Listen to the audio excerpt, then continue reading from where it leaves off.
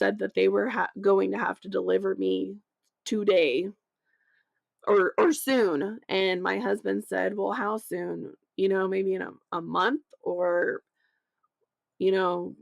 couple weeks or something." And they said, "No, we're going to do it this morning."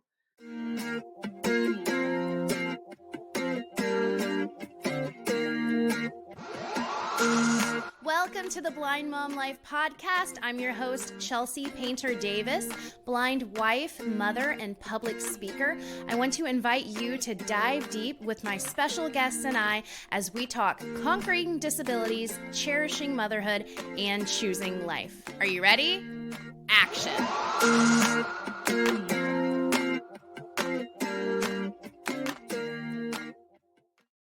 Happy Sanctity of Human Life Day. I am so excited to be sharing such a cool story with you today. But before I get into the usual podcast, I want to let you know that I am not home today. I am in Inverness, Florida, sharing my son's survival story at the Roe versus Wade memorial service hosted by Citrus County Right to Life. Now, at this exact moment, I am probably either throwing up in the parking lot because I am so nervous about this really awesome speech that I've been invited to give, or I'm crying in the parking lot because it's already over and I totally bombed, or I'm just trying to sit for a minute with all of the excitement and stress at the fact that I just did a really good job.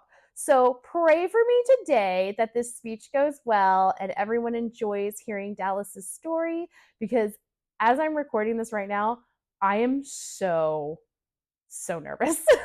So let's get back into the podcast episode. Before I share with you Mary's story, I want to talk Finding Nemo. Yes, another movie for us to talk about today. Finding Nemo is in the top 4 of my favorite films ever. I give them categories, and Finding Nemo is the best animated Disney film ever.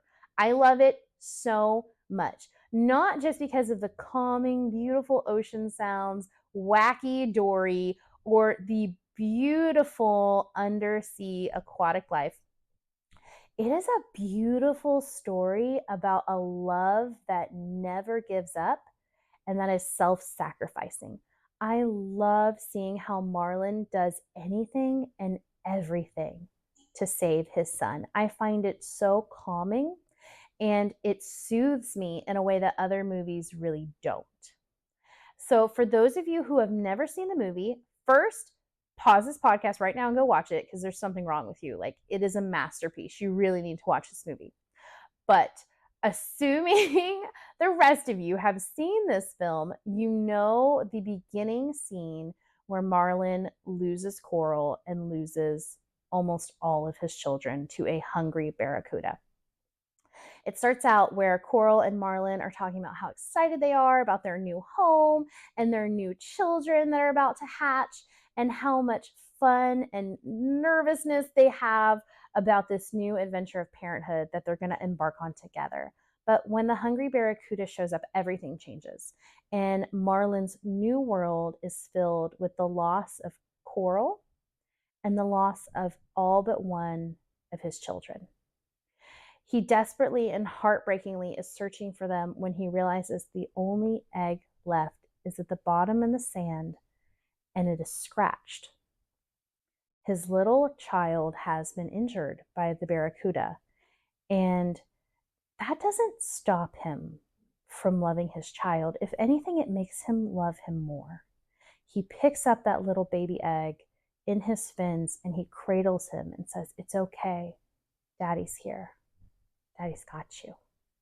To communicate this love that he has for this baby that transcends the loss of the rest of their family, that transcends the fear of the barracuda, and transcends the injury that this newly named baby Nemo has sustained.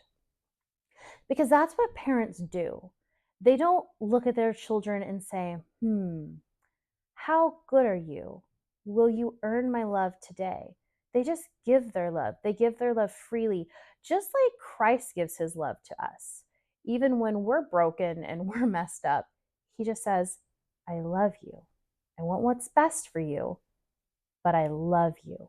No matter what, I love you. Just like Marlin does with Nemo. So, this film was very soothing to me because during my second pregnancy, something went very, very wrong. When I was only 12 weeks along, I received an abnormal ultrasound. The doctor said there is a mass so large in your son's abdomen, nobody knows what it is. We've had an interdisciplinary meeting with other doctors, the best in the state, and no one can diagnose this for you. So, we need to talk about termination. I was not expecting that with my son. My first pregnancy with my daughter had been very healthy and things had gone very well. So I was definitely caught off guard.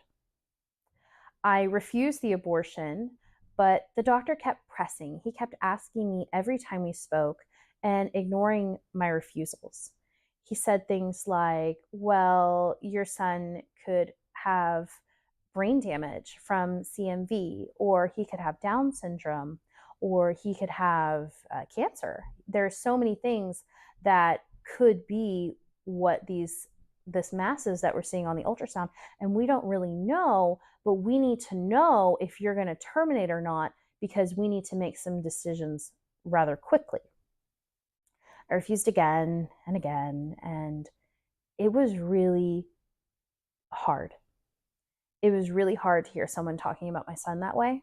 Like he didn't matter. Like he was broken and he was somehow trash because of that. And the other thing that was really hard was the unspoken things the doctor was saying.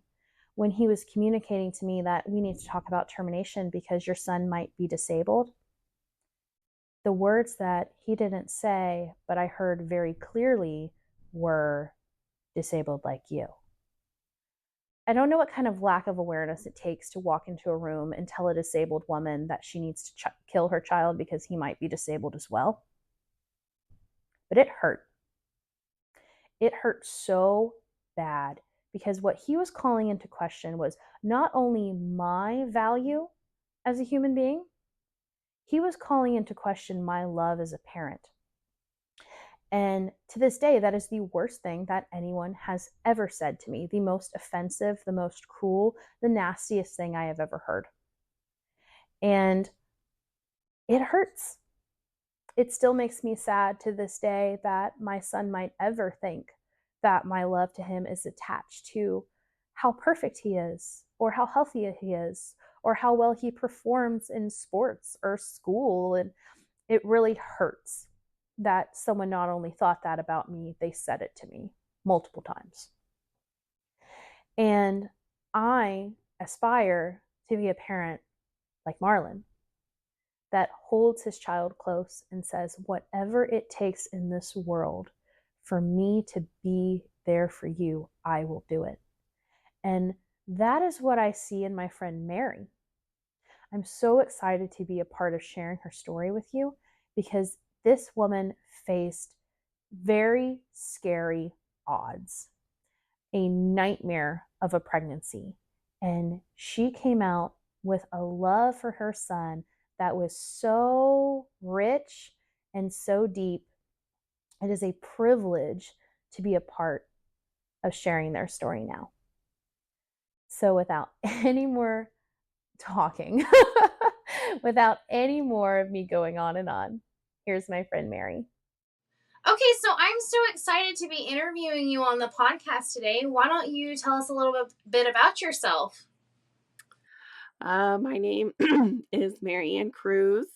Um, I grew up in Oklahoma, went to Noble Public Schools, and I went to a private school before that.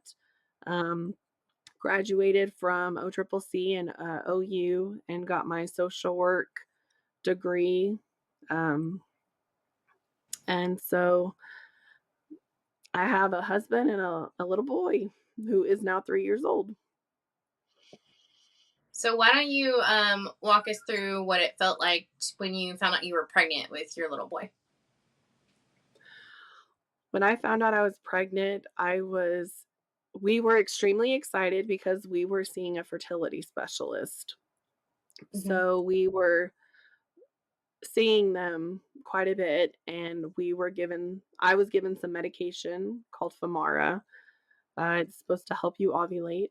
So whenever we finally became pregnant, it was extremely exciting because we were like literally trying with medication and assistance. So we were extremely excited. How long had you been trying to get pregnant? We had been trying to get pregnant a at that point it was uh about a year with no Wow. success. Was that a year on the with the fertility specialist or just a year total?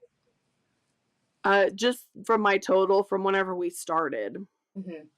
We started in 2019 with no success, and then we went to a fertility specialist in the spring of 2020 and became pregnant that summer.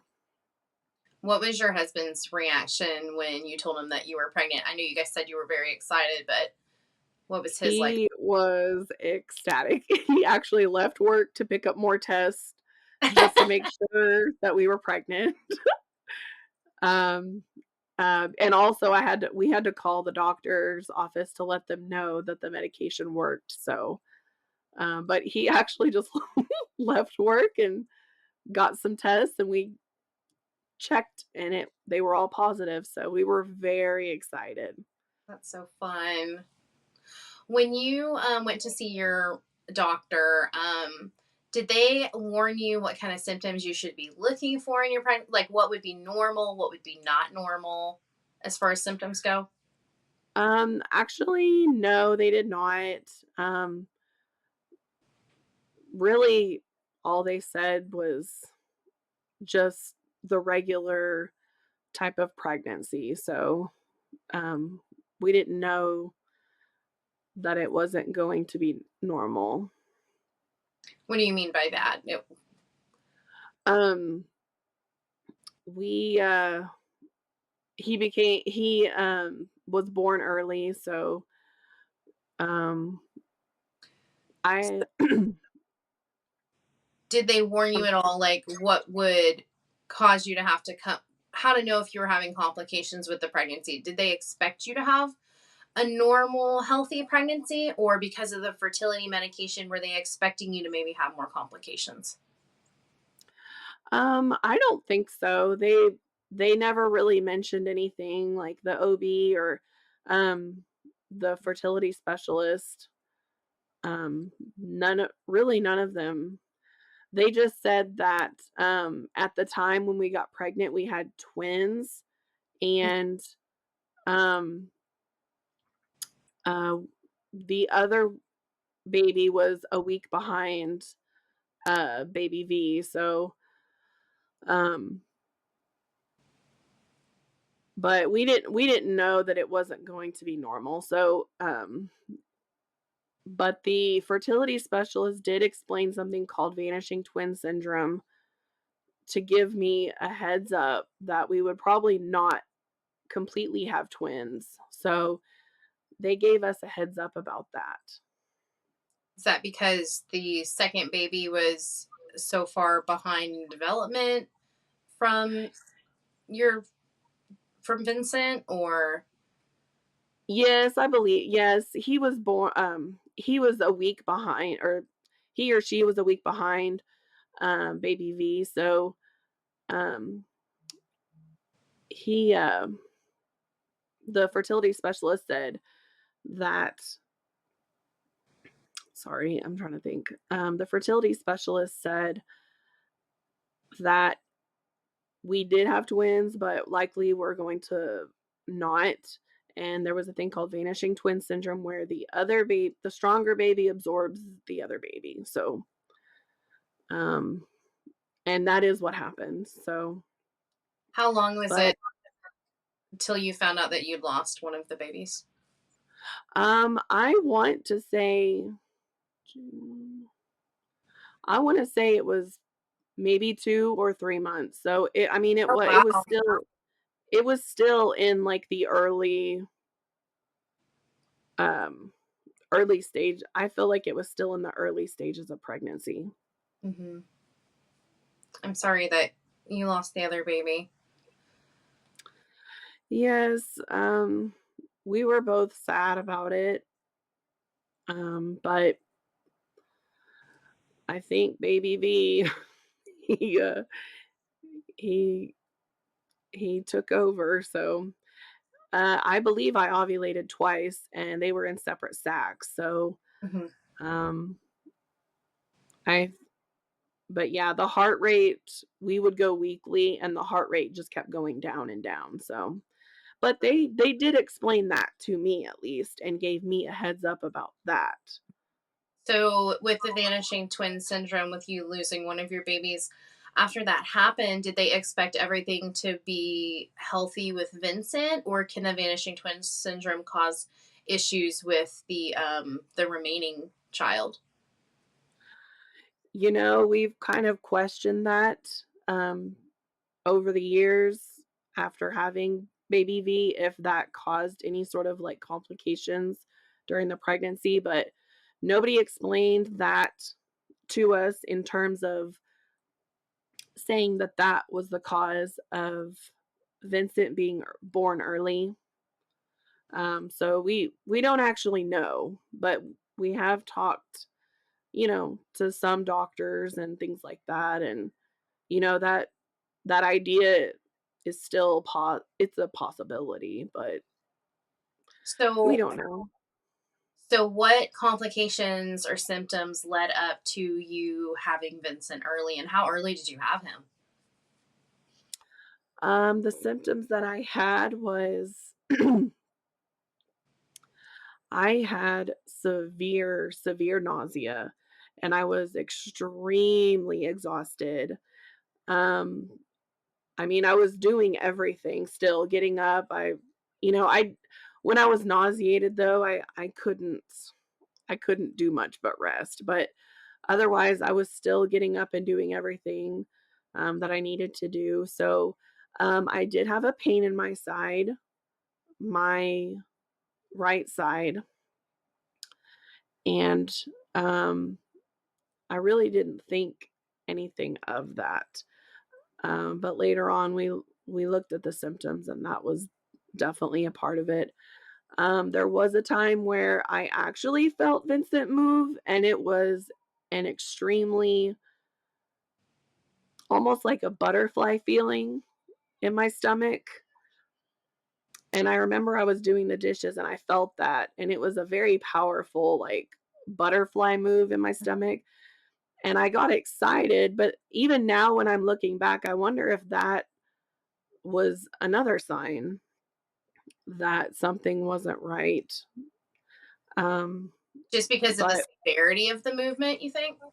right, yes, just because of the severity of the movement, yes. So when you were having this pain in your side, did you call your OB? Did you mention it to a nurse? I mentioned the severe nausea, and I think I did talk about my side hurting, and they prescribed me Zofran, which is for nausea. Hmm. And but they didn't ask me to come in or anything like that. They just did a virtual visit and then prescribed me some Zofran. So what changed in your pregnancy symptoms to where you knew you needed to go to the hospital or you knew something was seriously wrong? My blood pressure was very high, and my I feel like maybe my pulse was high. Um, I just felt really dizzy and nauseous, and that pain in my side was getting worse. Um, and my feet swelled up, which some of these symptoms are actually normal in a pregnancy. Hmm. So that's kind of what I thought for a long time. But my mom came over one evening, December 9th, and she checked me out because she was bringing her and my dad were coming over just to see me and visit, and she checked my blood pressure, and it was 200 over like 90, That's really 95. I mean, it was pretty high, and my feet were hurting, and I just kind of felt like something was off. Um, and so she told me to call the on-call nurse. Well, I called the on-call nurse, and they told me to go ahead and go to the hospital just to get checked out is what right. the initial visit was about. So once I went there, um, I believe Shane took me, and so I went there, and they were able to admit me. Um, and then they did some blood work and just told me the nurse that was taking care of me was contemplating whether to keep me or actually admit me to the hospital, and they ended up admitting me to the hospital. So um Because of the blood pressure. yeah, and they did say that I had what's called HELLP syndrome, which is elevated liver enzymes, low platelet count, um, which at the time I didn't really know much about it, so I had to educate myself on it. So they did say that, but nobody indicated any sort of concern or alerted me of anything. I just thought I was going to be admitted, maybe for a night, and then go home. Mhm. So what happened that night? That night, they gave me medicine. I think they gave me a shot to help the baby's lungs develop. And then um, that morning, the anesthesiologist came in, and the OB, one of the OB that was on call, said that they were going to have to deliver me today or soon. And my husband said, "Well, how soon? Maybe in a month or you know, couple weeks or something." And they said, "No, we're going to do it this morning." And so the doctor actually I quote her. She said, "We are needing to get both. We need to get him out because you both are making each other sick, and we are trying to prevent you from dying on the table." That was her words. So that's really, So, really terrifying. What are you guys feeling at this point? Like, you just went to the hospital thinking you were going to get checked out, maybe some blood pressure medication, and now you're having an emergency C-section because you might mhm, die if you stay pregnant. correct. We were in shock more than anything. I mean, I was scared. I was nervous and scared, and I think Shane was too. I mean, he obviously was, but I guess we were just kind of in shock from that doctor saying something. So we didn't know what in the world to think, and I had no idea about the process of the NICU. Um, and so they delivered him. Uh, he was 10 weeks early, so I was 30 weeks pregnant.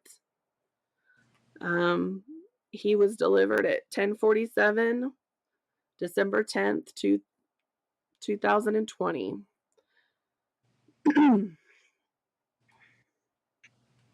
What was um what was your recovery like from the emergency C-section, and how long was it before you got to see baby Vincent? Because being born at 30 weeks is not a desirable thing for a baby. They're still so little and so underdeveloped at that stage. How long was it before you were healthy enough that you could go see him in the NICU? It was probably a day or two that I actually finally got to see him. Um, once he came out uh, of the C-section, um, they brought him to me, and I was only able to give him like 2 kisses, and then they whisked him off to the NICU, and Shane went um, in there. So um, the C-section recovery was fairly tough. I'm not gonna lie. They I had like a wound vac that I had to leave on for a week. Um, and it I'm not gonna lie, it was difficult to sit up and get up and sit down. Just those muscles around your abdomen and, pelvic area is very sensitive when you have a C-section. Um, and you know, not too much information, but I mean, I still did have a lot of bleeding, but Right. I mean, that part was normal. I was told about that, so but it was pretty painful. I had to have assistance getting up and getting down, getting back in bed. What was it like when you finally got to go to the NICU and really spend time with Vincent for the first time? When I got to finally see him in person, um, it was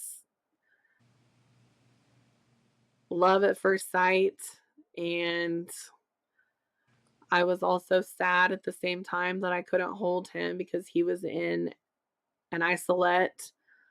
Um, he looked so tiny. He was 2 pounds.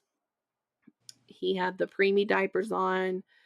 He had the little hat on for keeping his head warm. He had oxygen on his nose. Um, I mean, he was covered in wires and things, so it was really scary and new to me.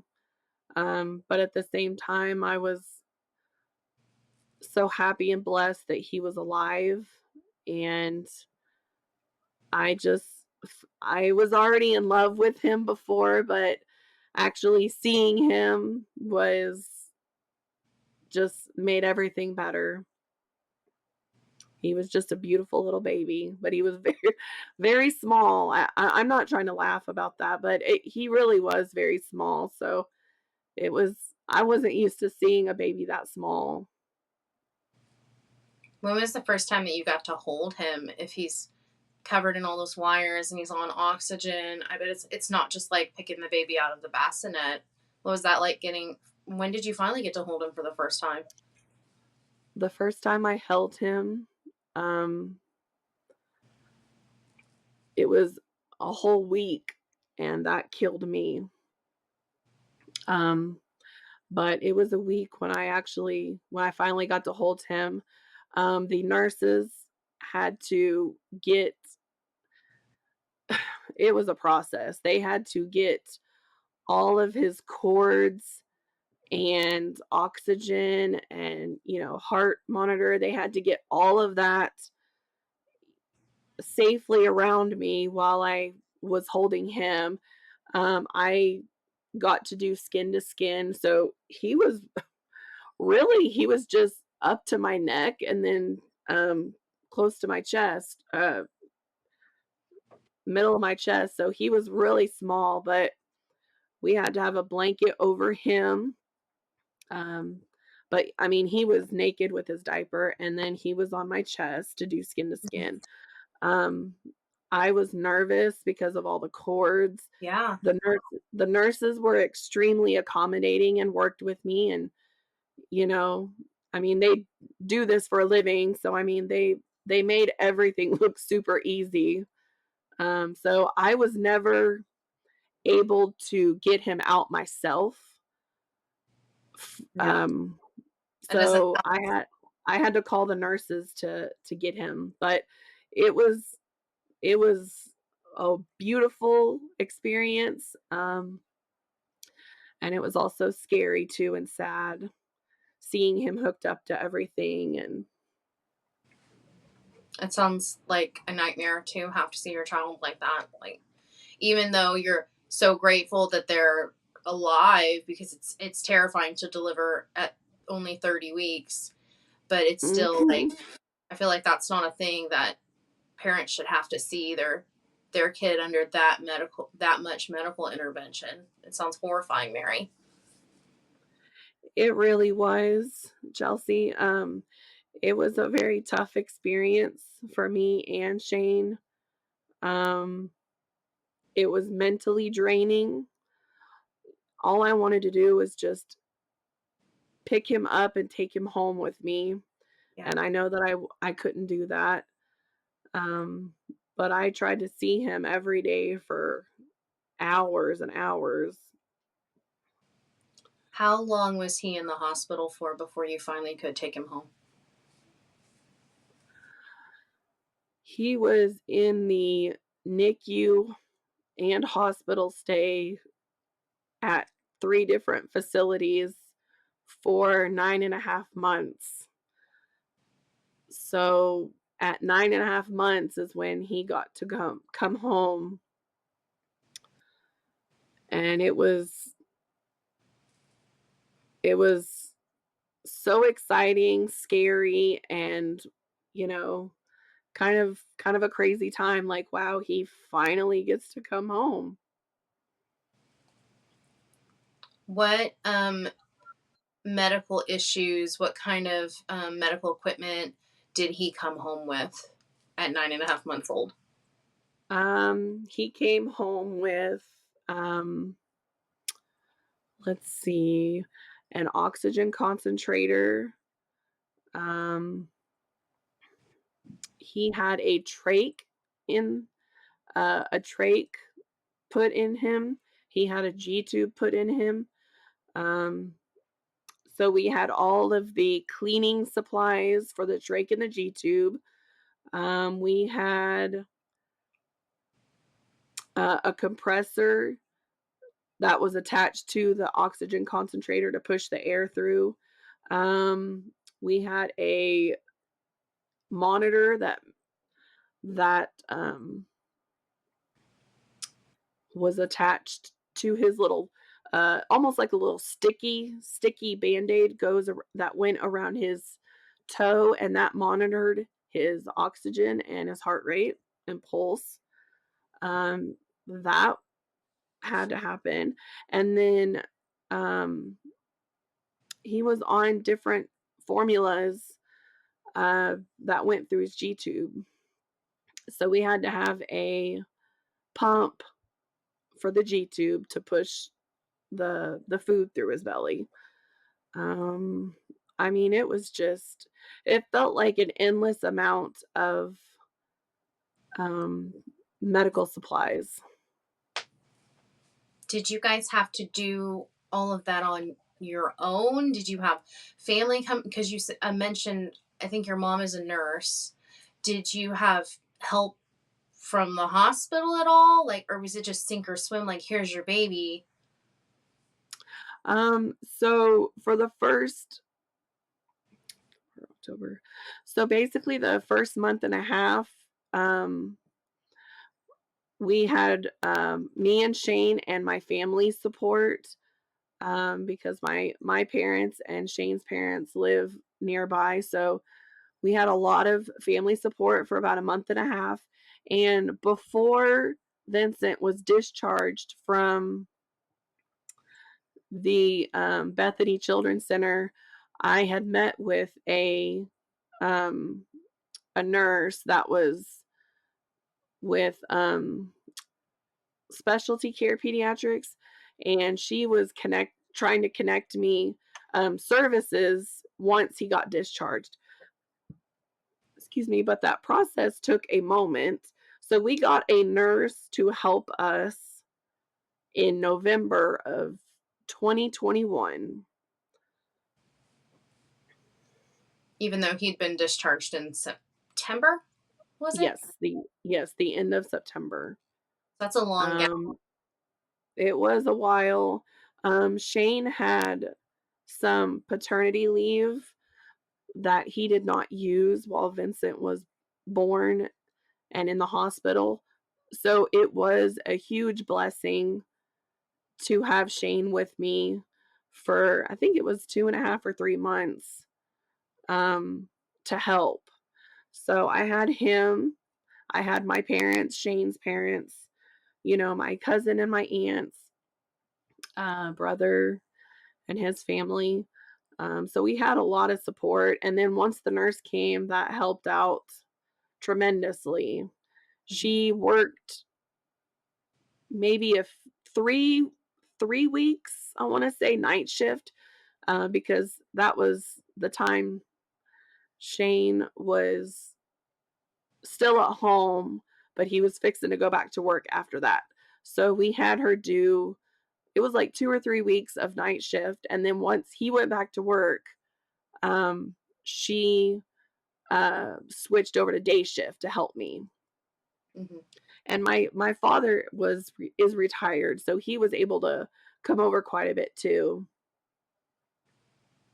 What kind of recovery program did Vincent still have to go through when he'd been discharged from the hospital? Like, was he in some kind of physical therapy? What was the respiratory care? Like, it sounds like he was probably still dealing with a lot. Yes. Yes, he was, Chelsea. He they got me s they set Vincent up with physical therapy, occupational therapy, feeding therapy, and speech therapy. And so it was a constant, along with his pulmonologist and nephrologist, and then, PCP. So we still had to go up to OU Children's quite a bit too, even for GI issues as well. But so I mean, it was a constant therapy, doctor's appointments every day. I bought me a gigantic calendar, Oh, and that was my saving grace for all of the appointments. was your in-home nurse able to go to those appointments with you? Because this is a lot of medical information that normal, like everyday people just don't understand. Like, what's a nephrologist and things like that. Like, were you able to like lean on her and then your mom to help explain things to you, like gaps in your knowledge, because you're not a doctor, but you're expected to be now that you have a son with medical issues. Absolutely. I had so much help from the nurse, and she absolutely was able to come with me to his appointments. And that helped me out a lot because, you know, even my mom was saying it's okay to use, you know, the nurse as a support and you be the role of the mother. So it really helped me out a lot, because we would write down questions and concerns that we had, um, always needing to make sure that we got his refills processed. But she was a saving grace, and she would help remember things that even I forgot or that I had missed. So Mhm. it really helped out. And then, of course, my mom and Shane's mom, they're both nurses, so they always had questions too. And that really helped me a lot because, some of the questions that my mom and even the nurse Denise um, had, there were times I'm like, man, I feel kind of stupid. I should have thought about that. But then, they're like, you're not a nurse and you Yeah. don't, you don't think about these things. So it's don't even try to criticize yourself, um, because you wouldn't have thought about this. Right. So it was really helpful to have family and the nurse, um, during Vincent's, home medical care. What kind of impact did all of this have on you and Shane? Like, not just you guys individually, but also like your relationship with each other. I think it, um, sometimes strained us, but overall, in the whole, you know, the whole scheme of things, it made us extremely stronger. And I feel like we have a very close I feel like I was not alone when I had Shane with me. Um, and I had him to lean on. There were a lot of times where I do feel like I leaned on him more than he leaned on me. And I, always tried to be there for him, which he said I was, but I feel like he was always there to listen to me when I was, frustrated, sad, depressed, you know. But I feel like he really is my other half, and him and I went through this journey together, and I think it only made us stronger, to be honest. So Vincent just turned 2. No, 3. Just turned 3. Excuse me, I'm terrible at math. So what what is his medical status like right now? So, all the way up to now, he completely graduated from PT, OT, feeding therapy, speech therapy. Um, he doesn't have a trach anymore. Um, and so that was even more exciting to hear him talk and Wow. everything. I bet that He was amazing. Yes. Oh, it was so fun to see him talking, and I mean, at the time he was still doing speech and everything, but once the trait came out, he was just trying to tell us everything that was going on. And it was awesome. We loved hearing his voice. Um, but yeah. Currently he still has a G tube. But we are um trying to get it surgically removed, hopefully in the next, I would say, 2 to 3 months. Mhm. I have already made a phone call to pediatric surgery. So the I was working with a GI doctor. There was a lot of issues with it. Um, she decided to leave and open up her own practice. So that was a kind of a whole mess in itself. So Vincent's PCP took over the GI issues. And so she ended up sending over the referral to Ped Surge. So we are just waiting on getting that out. He does not use it.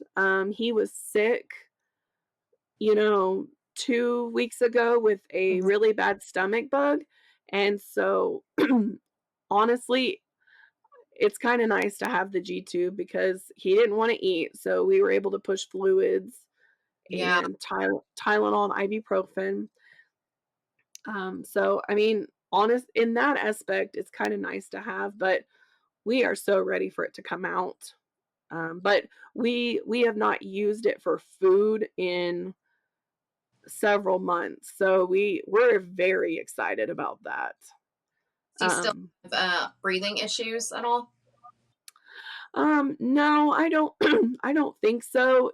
Sometimes when he plays, I feel like he gets a little winded sometimes and kind of, overworked, Mhm. but I see him catching his breath and, pacing himself. So, um his pulmonologist said that I want to say it was at the age of 8 or 10 is when the lungs are fully and completely developed. So, um, I mean, he doesn't seem to have any issues, but I just thought that was really interesting that the pulmonologist said, "Yeah, your lungs are fully grown by the time you're 8 or 10." So, I don't expect him to have any sort of issues, but he seems fine right now. That's awesome. I know lungs are the big thing that can be at the most at risk when a baby is born prematurely, because from my understanding they're the thing that develops last in a baby, so it can be really Yes, scary when they're born if they can breathe or not. absolutely. It was extremely terrifying. When we were bringing him home, because I'm like, people are gonna have to wear a mask or wash their hands. I don't want him to get sick because, kids with BPD, the bronchopulmonary dysplasia, um, any kind of lung issues, it could be, severe to where he would need to be hospitalized or anything like that.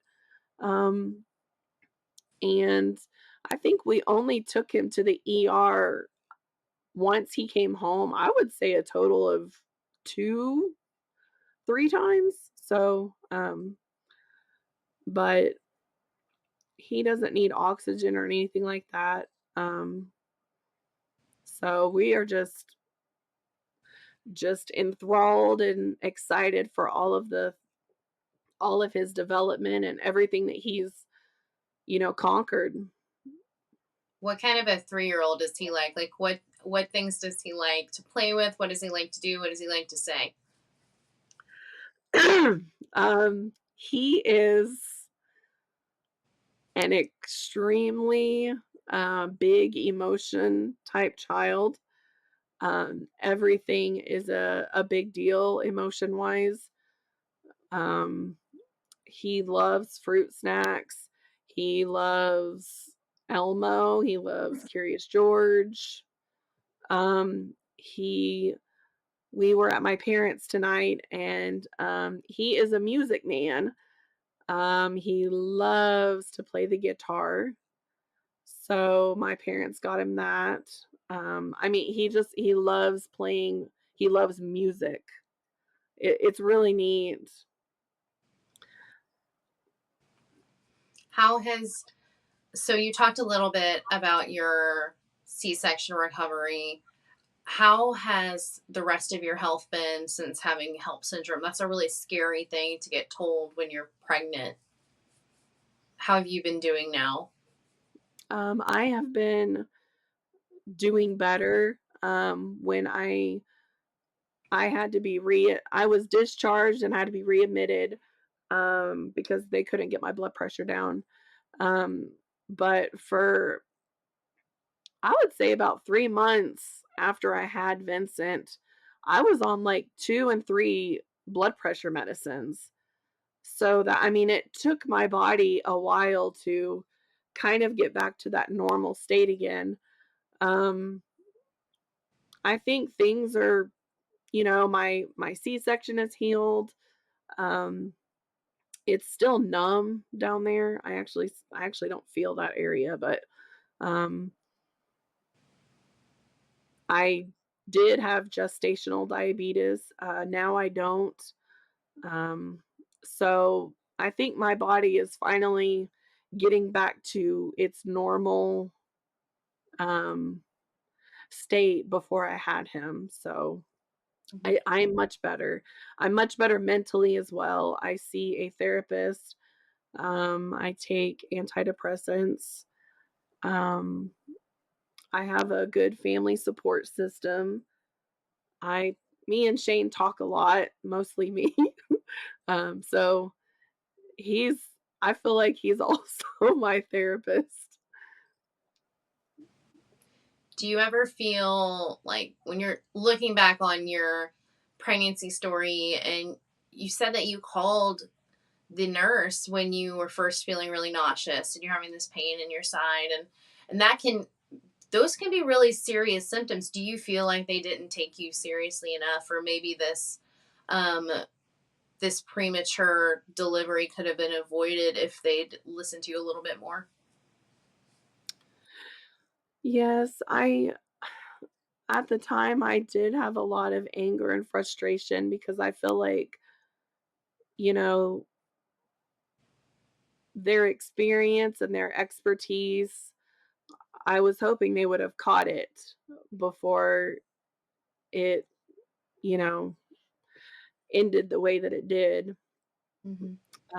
But I try not to I try really hard not to be angry anymore, but at the time I was frustrated thinking that they should have caught this early. They should have brought me in. They shouldn't have just prescribed me Zofran. Like, I don't know. I feel like they should have caught this early.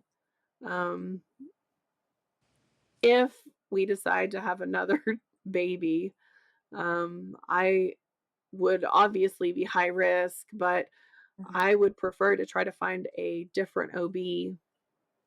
Um, so Maybe one who listens a little bit more when you're calling r- with these really serious right, symptoms. right. Yeah. How do you guys feel like as a family unit, the three of you guys going through such a traumatic experience?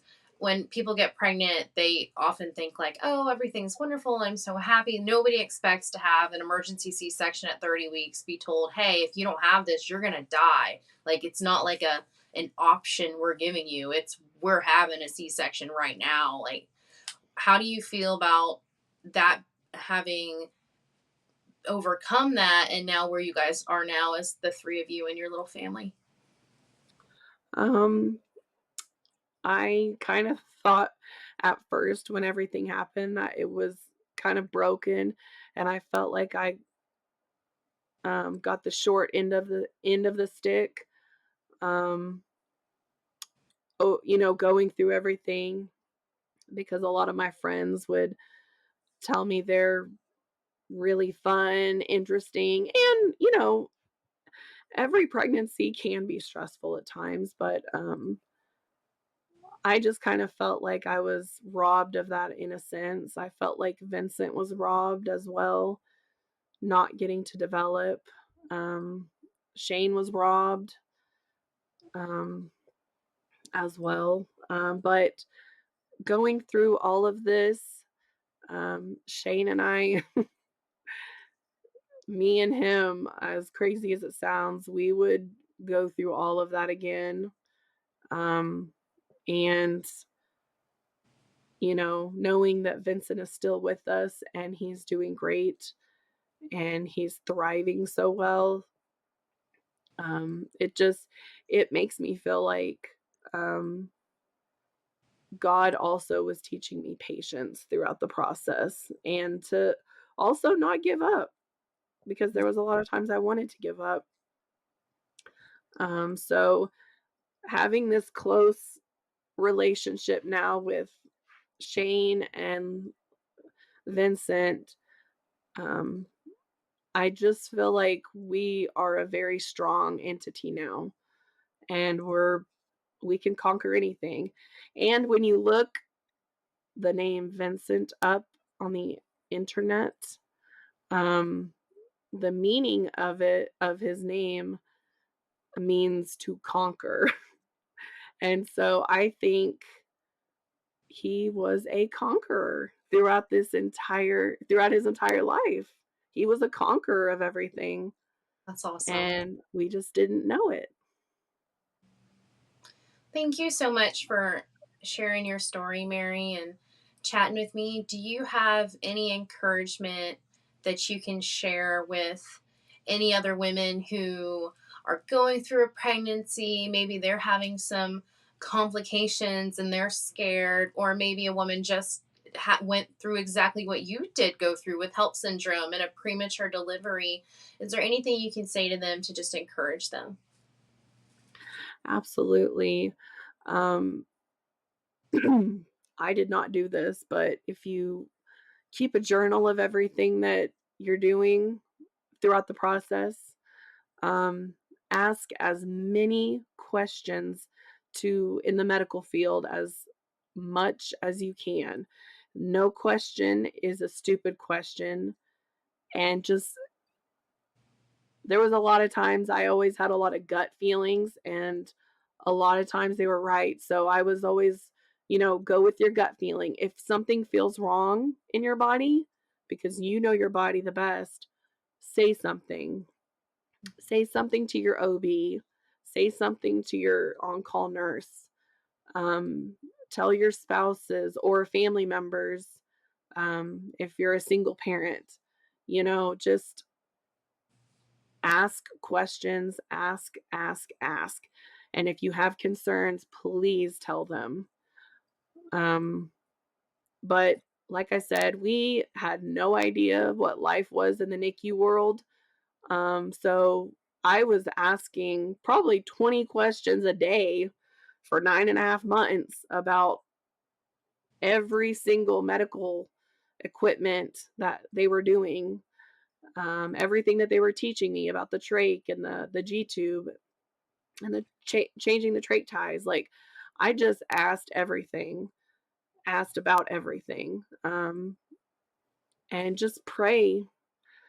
We did so much. I mean, we still pray. I'm not saying we don't, but I prayed a lot, and there were many, many other people that prayed for Vincent as well, and it showed. God was taking care of us. Even during the time when I didn't see it, he was taking care of us. So pray. If you have a church family, just get involved, talk to your pastor. Don't just try not to do all of this stuff alone, and you're not alone. I also got on Facebook. I'm on a preeclampsia. I'm on a preemie support group. I'm still on that, and I still see, news feeds every day about babies being born early. So try to use one of those support groups, but just ask, pray, and get involved in the community if you can. You may have to push yourself like I did, especially with postpartum, but it's worth it.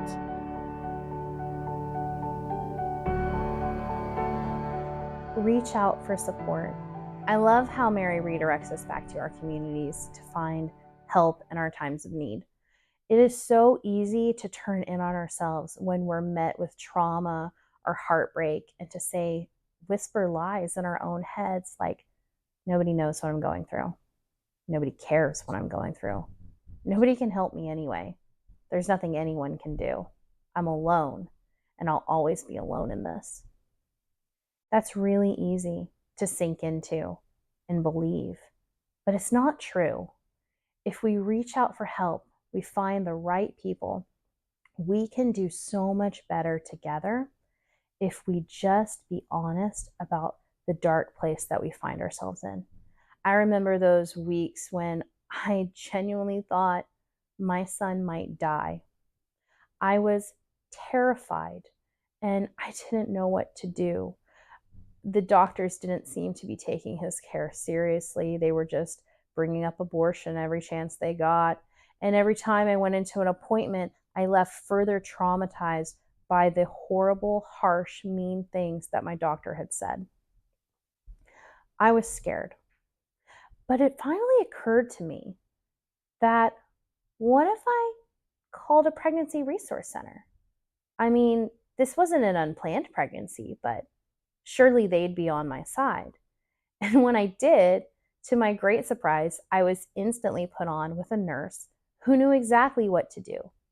She just reminded me, Chelsey, you don't have to be treated like that. I don't care that someone at the clinic told you they're not sure you could have another doctor because you're so high risk. You can go wherever you want. You can find a new doctor. He's not the only maternal fetal medicine specialist in the state. You're gonna be okay. And we are not gonna stop until we get him to leave you alone. It was exactly the kind of encouragement I needed. And it helped me face the rest of my pregnancy with an I can do this attitude. It put me, just that simple encouragement, put me back in the driver's seat of my pregnancy, put me back in the driver's seat of my son's health. And suddenly, even though I was still heartbroken and worried for my son, not knowing what was going to happen, not knowing later that he would eventually be healed and be perfectly healthy. It helped me get through. It helped me funnel all of that fear into something positive where I was standing up for myself and I was standing up for my son. So whenever you find yourself in your nightmare situation and you think you're alone, just remember, you just got to find one person to help you, to support you, to give you the right answers. But all you have to do is ask. Time for Ask Me Anything. So the first question that I have for you today is, do you know what your husband looks like? And yes, I do. I met my husband when I was 15 years old, and I didn't lose my vision until I was 19 years old, a few months after we got married. So I am fully aware of what a cutie he was in high school. And it is kind of weird, though, thinking now that I haven't seen his face since he was 20 years old, and he's about to turn 30. So it's kind of weird trying to play with my imagination to construct like this new face of his that he must have. But I still just picture that same 20-year-old guy that I married, that I fell in love with. And I do get to hear comments from other people saying that he's still cute, he's still got it, especially all the patients at work that love to proposition him. And that's always kind of a weird feeling, but I'm like, hey, my husband's pretty cute, nice to know. And so the next question that I have for you today is, how do you avoid tripping on all of the toys in your house? And that is really difficult since I have a 3-year-old and a 1-year-old. There are toys everywhere all the time. But I employ this kind of like shuffling motion with my feet when I'm going through my house. I kind of drag them a little bit instead of doing like heavy stomping or a lot of quick walking, especially when I'm in a toy zone. And that means my living room and my daughter's bedroom. I try to keep the toys in there just for safety purposes for myself, but sometimes they do wander into the kitchen. The other night I found a dump truck in there. And as soon as I find them, I try to move them out, but it does happen a lot where I will trip, especially on larger items like the dump truck or a tricycle. And part of it, that's just kind of how it is when you're a blind person. You'll get used to pretty fast having bruises on your knees, your shins, stubbing your toes. One time, it doesn't even have to be toys. I kind of misjudged where I was in my bedroom and I slammed my foot into the metal bar underneath my bed. And I thought I broke my toe. Like, it was really, really bad. But, that's just kind of part of it. If you're living, you're moving, and you're moving, you're getting hurt. That's just kind of how it is. And it's just something that you can overcome. It'll be fine. Just try anyway and, just learn to dodge toys. It's fine. If you want to see more content from me, you can follow me on Facebook, X, Instagram, YouTube, or you can check me out on my website, chelseapainterdavis.com. That is a great place to sign up for my email list, submit questions for Ask Me Anything, or recommend a friend for the podcast. Do you know someone with an inspiring story? I would love to hear about it. Also, if you like what I do and you want me to come share at one of your events, you can click on the Book Now tab of the website and you can fill out a speaking request. I would love to connect with you. Thank you so much for hanging around through the end of the episode. I hope today that we have shown you that all life is worth living. Just like in the book of Esther, where God paints a beautiful portrait from the background, God is painting a beautiful portrait with your life, and we can learn so much from each other if we only share our stories. Whenever it feels like the darkness is pressing in, just remember the words of Jesus Christ in John chapter 9. As long as I am in the world, I am the light.